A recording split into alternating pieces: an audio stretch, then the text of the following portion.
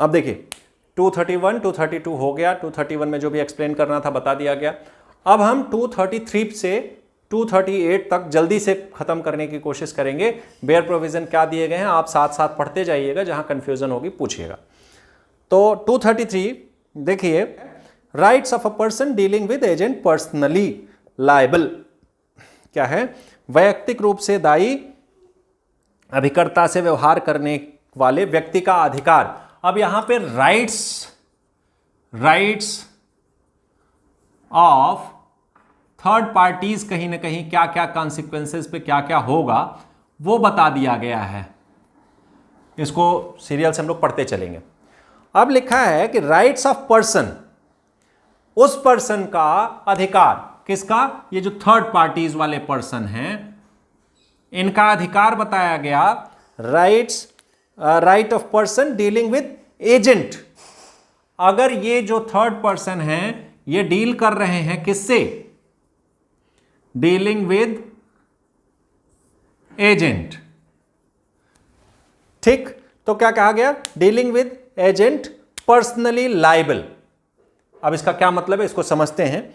In case where the agent is personally liable, a person dealing with him may hold either him or his principal or both of them liable.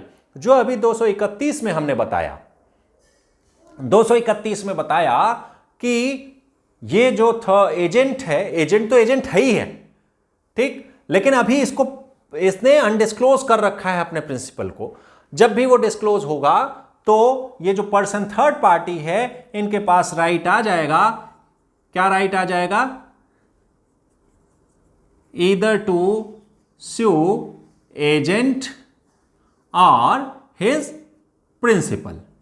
ये सिर्फ इतना ही कह रहा है कि जो agent व्यक्तिगत क्षमता में अगर डील कर रहा है तो एजेंट तो है ही है, व्यक्तिगत क्षमता में है, लेकिन बट अथराइज्ड मैनर में है। अथराइज्ड मैनर में है तो क्या होगा? जो थर्ड पार्टी है वो इसको भी सू कर सकता है और इसके मालिक को भी सू कर सकता है। 233 यही इतना कहता है। अब इसका 233 का इलस्ट्रेशन क्या है? A enters into a contract with B to sell him 100 bales of cotton and afterwards discovers that B was acting as agent of for C. एक थर्ड पर्सन होता है, वो दूसरे व्यक्ति से जो एजेंट है उससे कॉन्ट्रैक्ट करता है 100 bales ऑफ कॉटन बेचने या खरीदने की। बाद में उसको पता चलता है कि वो एजेंट है, वो व्यक्ति जो दूसरा जिससे उसने कॉन्ट्रैक्ट किया है वो प्रिंसिपल ना होके वो एजेंट है। तो उसके पास क्या, अगर उसमें कोई प्रॉब्लम होती है कॉन्ट्रैक्ट में तो उसको राइट मिल जाता है कि मान लीजिए ये है थर्ड पर्सन, ये थर्ड पर्सन है, ये हैं एक पर्सन जो एजेंट हैं, लेकिन इनका एजेंट होना इनको पता नहीं है। तो इनका मालिक कौन है? सी है। इन्होंने 100 रुई की गांठें इनको बेच दी, सोल्ड। अब जब पता लगता है कि सी इनका मालिक है तो इनके पास ये अधिकार हो जाता है कि 100 bales ऑफ कॉटन्स की जो प्राइस है इसके लिए ये सी को भी सू कर सकते हैं और एजेंट को भी सू कर सकते हैं, ये कहा गया। यहां पे 233 में ये भी समझ लें कि अंग्रेजी विधि में ना, इंग्लिश लॉ में अगर ऐसा कोई मैटर आता है तो वहां पे ये कहा गया है कि आप दो में से एक को सेलेक्ट करो। थर्ड पार्टी को ये राइट है कि इधर you select to sue. English law में थर्ड पर्सन को ये राइट मिलता है कि वो सिर्फ एक को पकड़े, किसी एक को, या तो एजेंट को या प्रिंसिपल को। एजेंट को अगर उसने पकड़ लिया तो फिर वो प्रिंसिपल को नहीं पकड़ सकता, भले ही उसके नुकसान में निर्णय हो जाए। प्रिंसिपल को पकड़ लिया तो एजेंट को नहीं सू कर सकता। अपने इंडियन लॉ में यह कहा गया है 233 में कि वो किसी को भी या दोनों को सू कर सकता है। थोड़ा लिबरल है 233 इस मामले में, ठीक है। तो 234 में अब हम आते हैं। 234 कह रहा है consequences of inducing agent or principal to act on believe that principal or agent will be held exclusively liable. अभी तक देखिए जो बात की जा रही थी, एजेंट जाता था थर्ड पार्टी से समझौता, मतलब कॉन्ट्रैक्ट करता था एजेंट थर्ड पार्टी से अभी तक जाता था कॉन्ट्रैक्ट करने ऑन बिहाफ ऑफ प्रिंसिपल।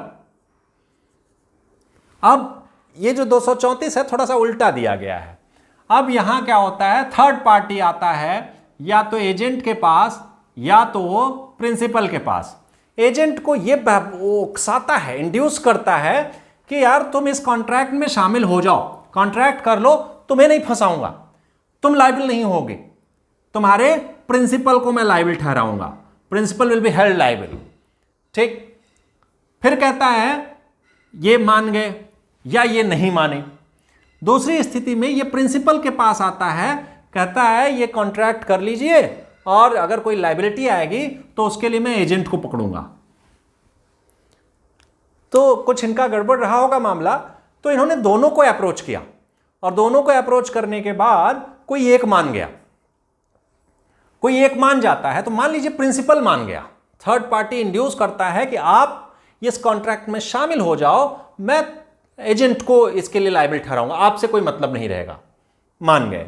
या एजेंट के पास जाते हैं, एजेंट से कहते हैं ये कॉन्ट्रैक्ट कर लो, आपको नहीं पकड़ूंगा, मैं प्रिंसिपल के खिलाफ दावा करूंगा, वाद लाऊंगा प्रिंसिपल के खिलाफ। एजेंट मान जाता है। अब ऐसी स्थिति में अगर कोई कॉन्ट्रैक्ट हो जाता है तो मान लीजिए कि एजेंट से इन्होंने कॉन्ट्रैक्ट किया, तो कभी वाद लाने की बात होगी तो अपने वादे के मुताबिक ये एजेंट पे वाद नहीं ला सकेंगे।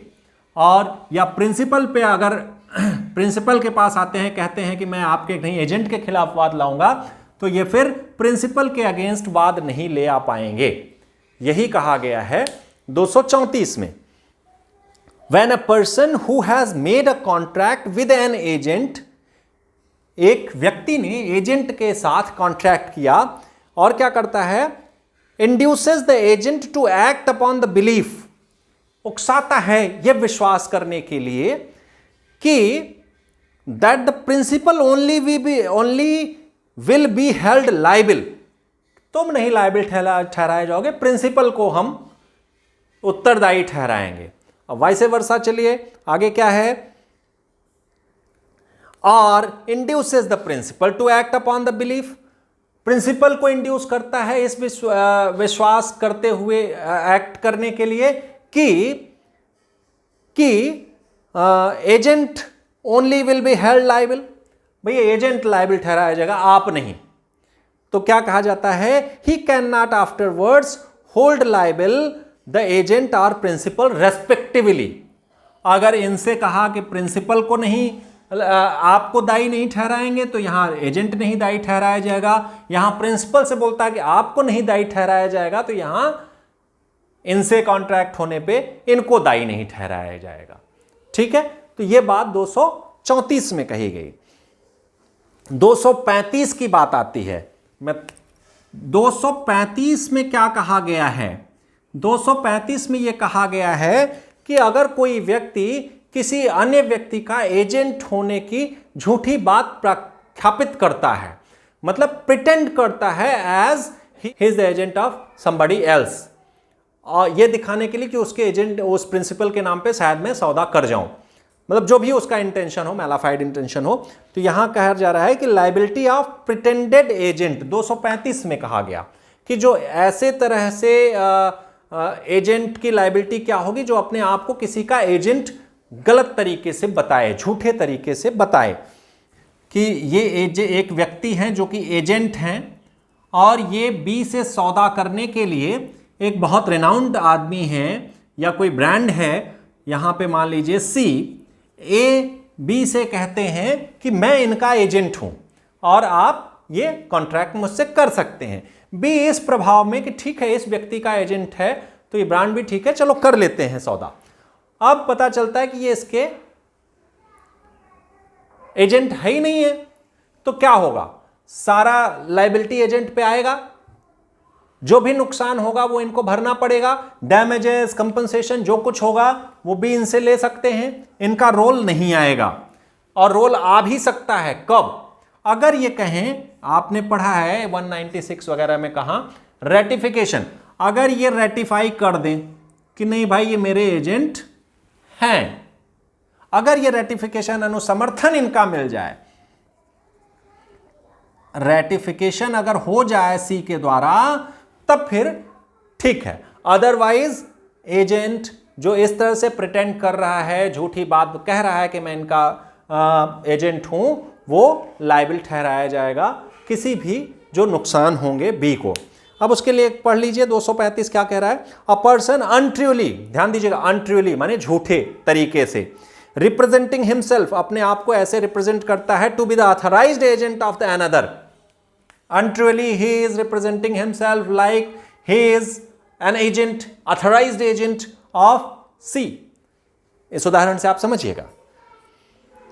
And hereby inducing a third person to deal with him as such agent, और इस तरह से इनको इंड्यूस करता है, उकसाता है कि भाई मेरे से तुम सौदा कर लो। आगे क्या होता है कि inducing a third person to deal with him as such agent is liable. Is liable, ये लाइबल होगा किस चीज के लिए? Is liable if his alleged employer does not ratify his acts. अगर इसके जैसा कि ये कह रहा है कि ये मेरा मालिक है, अगर ये इसको अनुसमर्थित नहीं करता है तो ये लायबल हो जाएगा किन चीजों के लिए?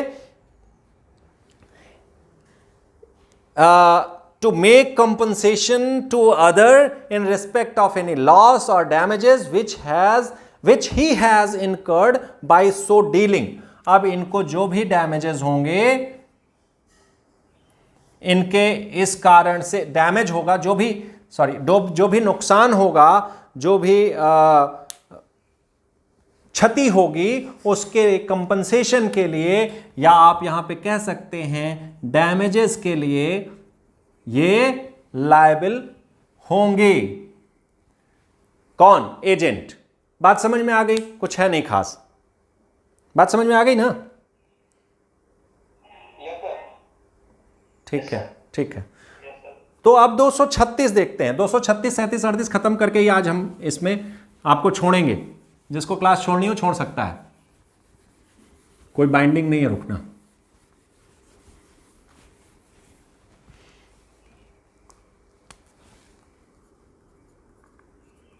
(236) क्या कहता है? 236 कहता है person falsely contracting as agent not entitle to performance.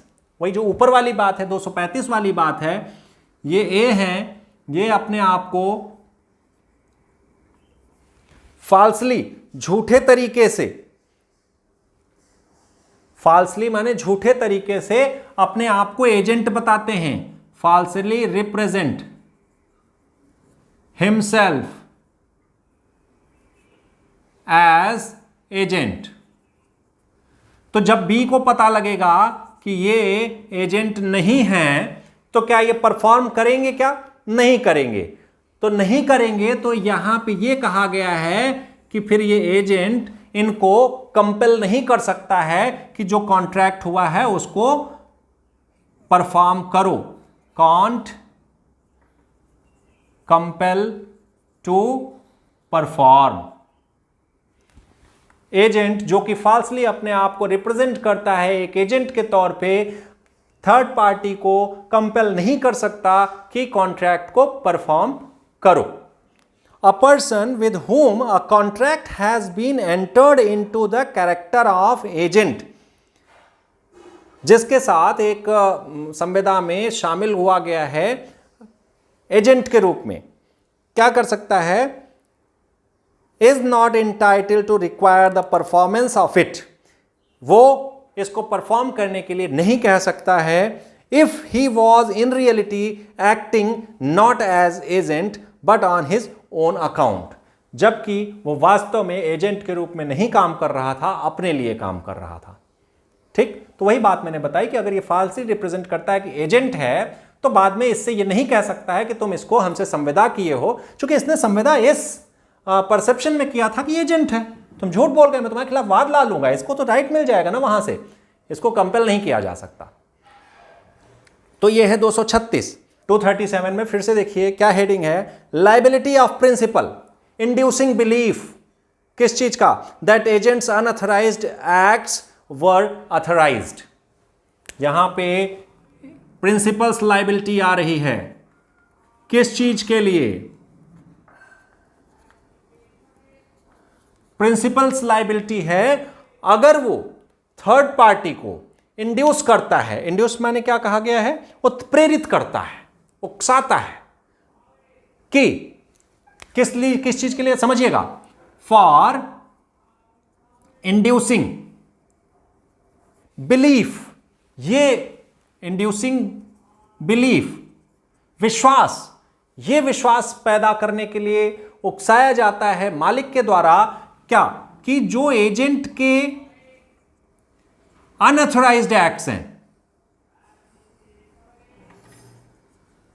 Unauthorised acts हैं, वो क्या किए गए हैं?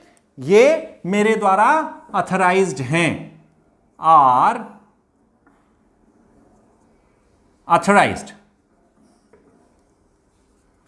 अब ये देखिएगा, वही बात आ गई इंप्लाइड वाली कि इसने जो कुछ अनऑथराइज्ड एक्ट किया, तो पहली बात तो आती है रेटिफाई। यहां रेटिफिकेशन की बात नहीं हो रही, यहां ऐसी बात हो रही है कि उसका कुछ आचरण ऐसा है, प्रिंसिपल का आचरण ऐसा है या उसकी बातें ऐसी हैं जिससे सामने वाला ये विश्वास कर सकता है, कहीं ना कहीं इंप्लाइड की बात आएगी, थर्ड पार्टी ये विश्वास कर सकता है कि ऑथराइज्ड है वो बंदा, जो एजेंट है वो ऑथराइज्ड है, जो भी वो काम कर रहा है, भले ही वो अनऑथराइज्ड है। अब यहां पे बात ये आ रही है कि इंड्यूसिंग बिलीफ, इसके कार्यों से, प्रिंसिपल के कार्यों से कोई ये विश्वास करने को उत्प्रेरित हो जाता है, मान जाता है कि एजेंट के जो अनऑथराइज्ड एक्ट्स हैं या जो भी वो कार्य कर रहा है, अनऑथराइजेशन तो उसको पता ही नहीं है। ध्यान दीजिएगा, अनऑथराइजेशन थर्ड पार्टी को नहीं पता है, उसको सिर्फ इतना पता है कि जो भी एक्ट्स एजेंट के द्वारा किए जा रहे हैं वो ऑथराइज्ड वे में किए जा रहे हैं। अब ये प्रिंसिपल को पता है कि ये अनऑथराइज्ड हैं, लेकिन वो मौन धारण किए बैठा है, कोई उसमें हस्तक्षेप नहीं कर रहा है, तो या कुछ ऐसी बातें कर रहा है कि उसके कैरेक्टर से पता लग रहा है कि सब कुछ इसने सौंप दिया है एजेंट को, कि एजेंट जो कुछ करेगा वो मेरा मान लिया जाएगा, तो वहां पे प्रिंसिपल की लायबिलिटी फिक्स होगी। ये 237 में कहा गया है, पढ़ लीजिए। When an agent has without authority done acts or incurred obligations to the third person on behalf of his principal, अपने प्रिंसिपल के बिहाफ पे उसने कुछ ऐसे अनऑथराइज्ड एक्ट्स कर लिए हैं या ऑब्लिगेशंस, दायित्व तो उसने थर्ड पार्टी की तरफ से ले लिए हैं, मतलब थर्ड पार्टी के लिए उत्तरदायी हो गया है, तो क्या होगा? The principal is bound by such acts or obligations, ऐसे कृत्यों और दायित्वों से प्रिंसिपल बाध्य होगा। इफ, अब आती है कब, if he has by his words और कंडक्ट्स, इंप्लाइड और एक्सप्रेस दोनों आ जाएगा, वर्ड्स और कंडक्ट, ये क्या हो गया? एक्सप्रेस, एक्सप्रेस रेटिफिकेशन कह सकते हैं या इंप्लाइड, ये प्रिंसिपल के होंगे। प्रिंसिपल्स वर्ड या प्रिंसिपल्स कंडक्ट से ये होता है, if he has by his words or conduct induced such third person to believe that such acts and obligations were within the scope of agent's authority। इन दो तरीकों से वो ये सामने वाले को विश्वास करने देता है कि जो भी एजेंट कार्य कर रहा है वो मेरे द्वारा ऑथराइज्ड है। 37 का 2 उदाहरण दिया गया है। पहले में जैसे ही मैं बताऊंगा इलस्ट्रेशन, आप कहेंगे इसमें इसका कुछ एक्ट कहां है, तो एक्ट में ओमिशन भी आता है, यह बात आप ध्यान रखिएगा। कुछ करने या न करने के लिए, आपने पढ़ा है संविधान में जब आप परिभाषा में जाते हैं, कुछ करने या करने से प्रविरत रहने के लिए, तो जब प्रविरति हो गई ना, वो भी एक्ट्स में ही शामिल होता है, एक्ट्स में एक्ट्स का ओमिशन भी शामिल होता है, यह बात आप ध्यान रखिएगा। इलस्ट्रेशन ए दिया गया है, A consigns goods to be for sale and gives him instruction not to sell under a fixed price। यहां पे ए कहता है अपने एजेंट से कि भाई इसको 1000 से कम में मत बेचना, और यहां सी से ये समझौता कर लेते हैं कि चलो यार तुम 800 में ले लो। तो यहां कंडक्ट इनका क्या है? अगर भाई आप प्रिंसिपल हो और एजेंट को कोई इंस्ट्रक्शन दिए हो तो ये उसकी लायबिलिटी है। हम क्या मानेंगे? हम तो मानेंगे ना कि आप ऑथराइज हो तभी, या तो कुछ ऐसा एक्सप्रेसली होता कि नहीं भाई ये कुछ जिससे हमें पता लग जाता कि ये अनऑथराइज्ड है, वरना एक जो थर्ड पर्सन है वो क्या जाने कि आपकी अथॉरिटी क्या है। दृश्यमान प्राधिकार में बार बार कहता हूं अपरेंट अथॉरिटी की बात। अपरेंट अथॉरिटी में इसको अगर चीजें ऐसे हैं कि बी को लग रहा है कि बी के पास सारी अथॉरिटी है, तो सी अगर कोई कार्य कर रहा है तो वो वैलिड माना जाएगा। तो यहां पे 800 में जो इन्होंने सौदा थर्ड पार्टी ने एजेंट से कर लिया, दैट इज वैलिड। इसी तरह से दूसरा वाला है कि A entrusts B with negotiable instrument endorsed in blank. हमने अपना कोई चेक आपको दे रखा है, आप हमारे एजेंट हैं, ब्लैंक दे रखा है, और उस चेक को अब ये है ना, ये थर्ड पार्टी अगर कोई आपसे लेन देन करता है वो उसको दे दे कि ले जाओ ये हम चेक तुमको दे रहे हैं, तो थर्ड पार्टी का हमारे प्रति मतलब हम उसको क्लेम नहीं कर सकते, हम एजेंट को पकड़ेंगे। हमारी तरफ से माना जाएगा कि ये चेक इसीलिए ब्लैंक दिया गया है कि जिसको भी पेमेंट करना होगा हमारा एजेंट भरेगा और दे देगा। तो यहां पे ये इसका सेकंड वाला उदाहरण हो गया। इसी तरह से ये 237 खत्म होता है। 238 में कुछ नहीं कहा गया है, कहा गया है कि अगर एजेंट जो कार्य उसको करने को कहा गया है उस कार्य के अथॉरिटी में अगर वो कोई फ्रॉड कर रहा है, मिसरिप्रेजेंटेशन कर रहा है, तो उसके लिए उसका मालिक दायी होगा। बस इतना ही है और कुछ नहीं है, परेशान मत होइएगा। पढ़ देता हूं। Effect on agreement of misrepresentation or fraud by agent. Misrepresentation made or fraud committed by agents acting in the course of their business for their principal। ध्यान दीजिएगा, मैंने पहले बताया कि उनकी अथॉरिटी है, उस बिजनेस के जो भी सामान्य अनुक्रम है, कोर्स ऑफ बिजनेस है, उसमें वो ऐसा कोई मिसरिप्रेजेंटेशन या फ्रॉड कर रहे हैं तो क्या होगा? Have the same effect on agreement made by such agent that if such misrepresentation of fraud had been made or committed by the principal, यानी वो प्रिंसिपल का कृत्य मानते हुए प्रिंसिपल पे दायित्व अधिरोपित किए जाएंगे। उसके लिए एजेंट तो जो किया उसके कृत्यों के लिए अल्टीमेटली किसको पकड़ेंगे? प्रिंसिपल को माना जाएगा कि प्रिंसिपल वो उसके लिए दायी है। But misrepresentation made or frauds committed by agent in manner which do not fall within their authority do not affect the principal। मैंने पहली बात यहीं से शुरू की थी कि अपने अथॉरिटी में और बिजनेस के नॉर्मल कोर्स में अगर उन्होंने ऐसा कुछ किया है तो उसके लिए आप अल्टीमेटली किसको दायी ठहरा सकते हैं? उसके प्रिंसिपल को। ठीक है, तो ये 238 तक आपका प्राधिकार, थर्ड पार्टी से जो थर्ड पार्टीज के राइट्स और सारी चीजें आज खत्म होती हैं।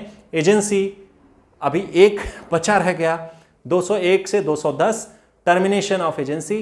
वो अगर मैं समय रहा तो कल या नेक्स्ट टर्न पे खत्म करूंगा और सेल्स ऑफ गुड्स एक्ट शुरू होगा अगले टॉपिक में।